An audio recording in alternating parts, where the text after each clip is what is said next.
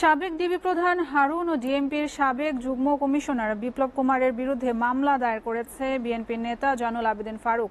দুপুরে রাজধানীর শেরেবাংলা নগর থানায় তিনি মামলাটি দায়ের করেন। আরজিতে বলা হয়, 2011 সালে বিএনপি ডাকা হরতাল কর্মসূচি চলাকালে তাদের উপর পুলিশের এই দুই কর্মকর্তা অতর্কিত হামলা করে।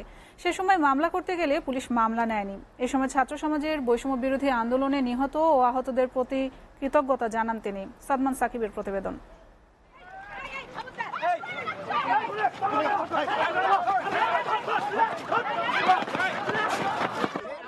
2011 সালে বিএনপির ডাকা হরতাল কর্মসূচিতে হামলা চালায় পুলিশ। জাতীয় সংসদ ভবনের সামনে মানিক মিয়া এভিনিউ এলাকায় হারুন ও বিপ্লবের নেতৃত্বে পুলিশ বিএনপি নেতা জয়নুল আবেদিন ফারুককে শারীরিকভাবে লাঞ্ছিত করে পোশাক ছিঁড়ে ফেলে। এ ঘটনায় রাজধানীর শেরেবাংলা নগর থানায় মামলা না নিলেও 13 বছর পর এখন মামলা করেছেন জয়নুল আবেদিন ফারুক।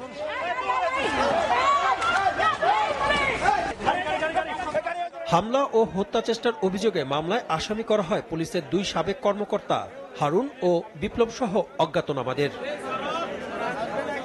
মামলা করার পর থানা থেকে বেরিয়ে সাংবাদিকদের ফারুক জানান, তৎকালীন সরকারের নিপীড়ন নির্যাতনের বিরুদ্ধে ডাকা কর্মসূচিতে অতর্কিত হামলা করে তাকে এবং তার সহযোগীদের গুরুতর আহত করে পুলিশ। সেই প্রেক্ষিতে পুলিশের দুই কর্মকর্তা হারুন ও বিপ্লব সহ অজ্ঞাতদের বিরুদ্ধে মামলা করা হয়। শেখ হাসিনা ওয়াজেদ 16টি বছর বাংলাদেশে নিপীড়ন নির্যাতন চালিয়েছিল।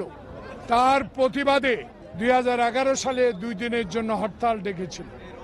সে হরতাল চলাকালীন সময় আমার সহযোদ্ধা যারা আমার সাথে আছেন, এই আজকের অতিরিক্ত পুলিশ কমিশনার হারুন এবং তৎকালীন তেজগাঁর উপর সহকারী বিপ্লব কুমার ও তার অধীনস্থ সকল পুলিশ অফিসার ও সিপাহীগণকে নিয়ে আমাকে লাঠিপিটা করে মাথা আঘাত করেছে। হারুন বিপ্লব সহ অসংখ্য যারা সহযোগী ছিল সবার নাম উল্লেখ করে আমরা হত্যা মামলা করেছি। সে সময় তার উপর নির্যাতনের বর্ণনা দিয়ে তিনি বলেন, সে হামলায় তার বাম কিডনি নষ্ট হয়ে যায়, যার ব্যথার যন্ত্রণা আজও বয়ে বেড়াচ্ছেন তিনি। আমার লিগামেন্ট ছিঁড়ে দিয়েছে এবং একটু পিছনে যান, আমি একটু দেখাই, এবং লাঠির আঘাতে দেখুন, লাঠির আঘাতে আমার বাম কিডনি অচল হয়ে গেছে। সেটা আমেরিকা সিঙ্গাপুরে চিকিৎসা করানো হয়েছে। এরকম নির্মম আঘাত, নির্মম অত্যাচার আমি আর কোনোদিনও কোনো স্বৈরাচার সরকার করেছে কিনা দেখিনি।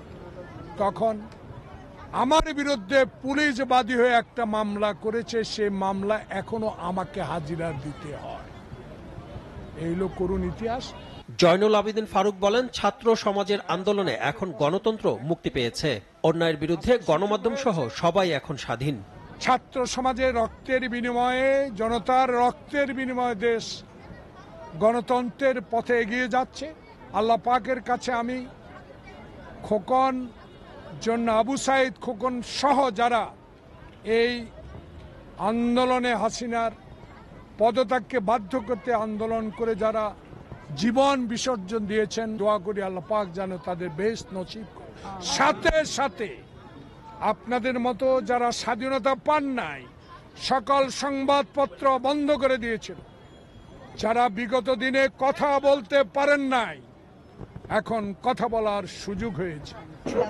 বৈষম্য বিরোধী আন্দোলনকারীদের প্রতি কৃতজ্ঞতা জানান তিনি। সাদমান সাকিব, এসটিভি, ঢাকা।